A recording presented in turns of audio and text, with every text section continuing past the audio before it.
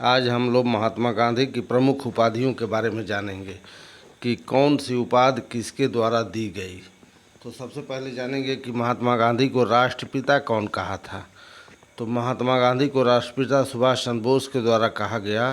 ये 4 अगस्त 1944 को सुभाष चंद्र बोस ने रंगून रेडियो से एक प्रसारण में भावनात्मक अपील में कहा, राष्ट्रपिता, हम भारत के इस पवित्र मुक्ति युद्ध में आपका आशीर्वाद और शुभकामना चाहते हैं। महात्मा गांधी को बापू भी कहा गया। तो महात्मा गांधी को बापू 2 लोगों द्वारा कहा गया, C.F. एंड्रूज और जवाहरलाल नेहरू के द्वारा, लेकिन ज़्यादातर हम लोग जवाहरलाल नेहरू के नाम से ही इसको जोड़कर देखते हैं कि बापू जवाहरलाल नेहरू ने कहा था।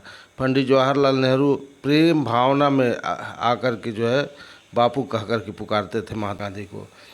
एक और उपाधि महात्मा गांधी को दी गई थी, मलंग बाबा कहा गया।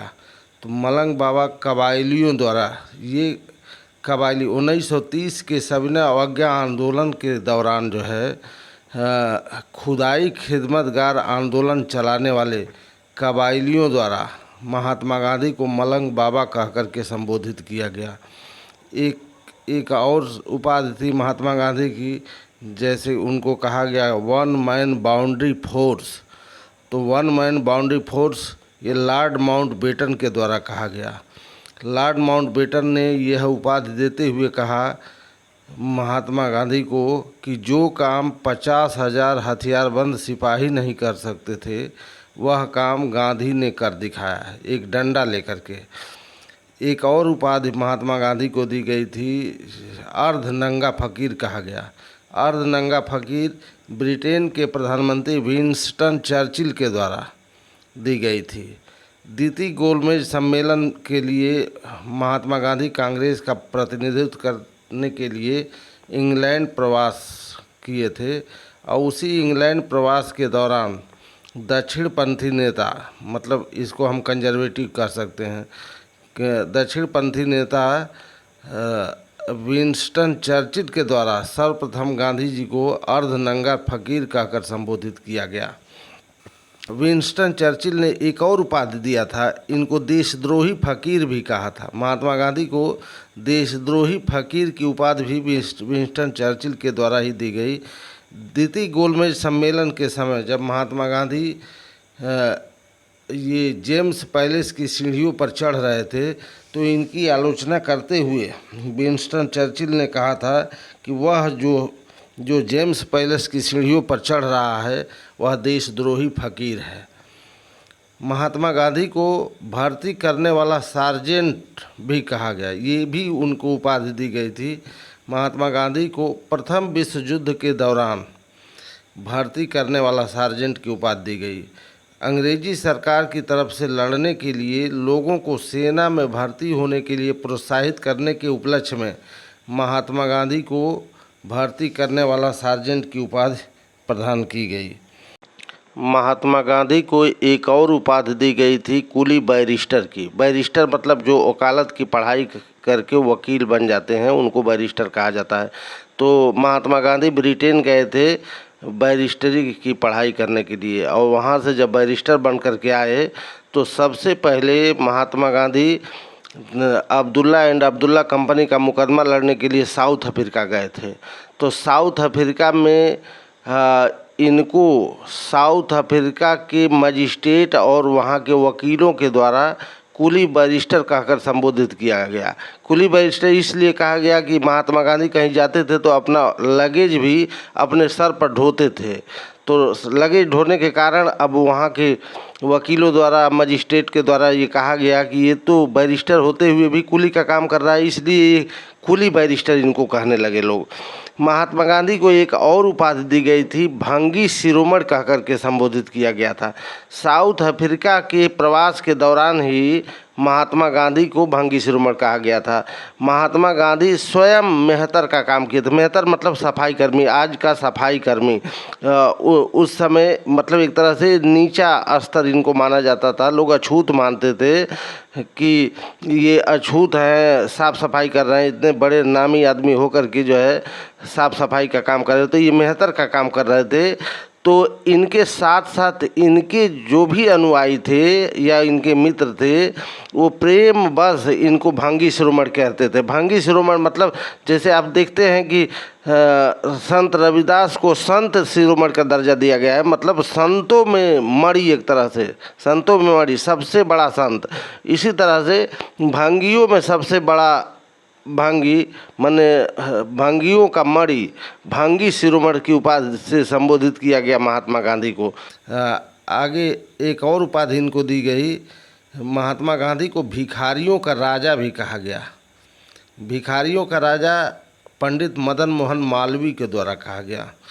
पंडित मोहन मालवीय के द्वारा ही महात्मा गांधी को भिखारियों का राजा संबोधित किया गया। एक और उपाधि इनकी थी दो महात्मा या दो संत कह लीजिए, दो संत। ये दो महात्मा सरोजिनी नायडू के द्वारा ये उपाधि दी गई। ये दो महात्मा कौन कौन से लोग थे? तो एक थे महात्मा गांधी और एक थे लॉर्ड इरविन। लॉर्ड इरविन और महात्मा गांधी के बीच में दिल्ली पैक्ट हुआ था। दिल्ली पैक्ट मतलब दिल्ली समझौता। उसी दिल्ली समझौता के दौरान ये दोनों लोग इकट्ठा हुए थे और उसी समय सरोजिनी नायडू ने इनको दो महात्मा कह कर के संबोधित किया। गांधी जी को महात्मा उपाधि से भी संबोधित किया गया। तो आज हम जानते हैं कि महात्मा उपाधि रविन्द्रनाथ टैगोर के द्वारा दिया गया, लेकिन इस उपाधि को लेकर के इतिहासकारों में एक विवाद है, भ्रम की स्थिति है। कुछ इतिहासकारों में, जैसे एक इतिहासकार हैं जो शिमला के रहने वाले हैं, S.R. मेहरोत्रा, ये अपनी पुस्तक the Mahatma and the doctor में ये उल्लेख किए हैं कि महात्मा शब्द सबसे पहले रविन्द्रनाथ टैगोर के द्वारा नहीं कहा गया, सबसे पहले प्राण जीवन मेहता के द्वारा कहा गया। ये बताते हैं अपनी बुक में कि प्राण जीवन मेहता ने महात्मा गांधी के राजनीतिक गुरु गोपाल कृष्ण गोखले को एक पत्र लिखा था और उसी पत्र में महात्मा शब्द का उल्लेख किया गया। ये पत्र लिखा गया था 1909 ईस्वी में, जबकि रविन्द्रनाथ टैगोर जो है 1919 ईस्वी के समय से महात्मा शब्द का उल्लेख करना शुरू कर दिए, मतलब महात्मा गांधी को महात्मा कहने लगे।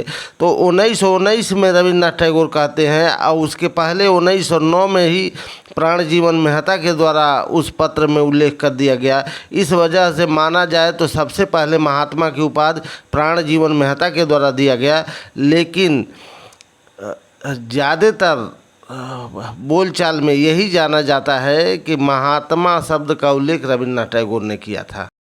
गांधी जी को मलंग बाबा की उपाधि दी गई थी। ये ऊपर आप लोगों को बता चुके हैं कि कबायलियों द्वारा दी गई थी, लेकिन ये कबायली जो खुदाई खिदमतगार आंदोलन चलाने वाले कबायली थे, उनके द्वारा सविनय अवज्ञा आंदोलन जो 1930 के समय में किया गया था, उसी समय इनको मलंग बाबा खुदाई खिदमतगार आंदोलन करने वाले कबायली आंदोलनकारियों द्वारा दिया गया। ये खुदाई खिदमतगार आंदोलन का नेतृत्व खान अब्दुल गफ्फार खां के द्वारा किया जा रहा था। ये लाहौर के सीमांत क्षेत्रों में आंदोलन किए थे। इनके आंदोलन को एक और नाम से जाना जाता था, लाल कुर्ती आंदोलन के नाम से जाना जाता था। खान अब्दुल गफ्फार खां को सीमांत गांधी के नाम से भी जाना जाता था। उनकी एक उपाधि थी सीमांत गांधी, फ्रंटियर गांधी जिसको कहते हैं। ये गांधी जी के अनुयायी थे। इन्हीं के अनुयायियों द्वारा, गांधी जी के अनुयायियों द्वारा इनको मलंग बाबा गांधी जी को कहा गया। एक और उपाधि महात्मा गांधी को दी गई थी, जादूगर कहा गया। तो जादूगर कौन कहा था महात्मा गांधी को? तो शेख मुजीबुर रहमान ने महात्मा गांधी को जादूगर शब्द से संबोधित किया था। मुजीबुर रहमान बांग्लादेश के प्रथम राष्ट्रपति थे।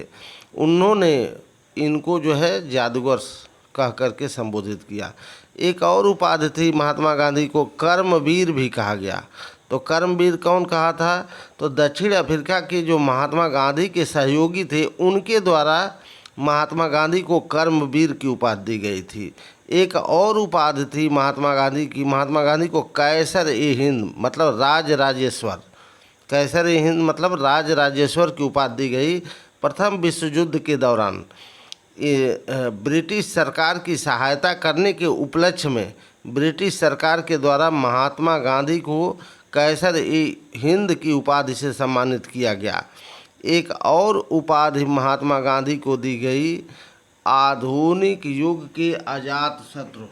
आधुनिक युग का अजात शत्रु कहा गया महात्मा गांधी को।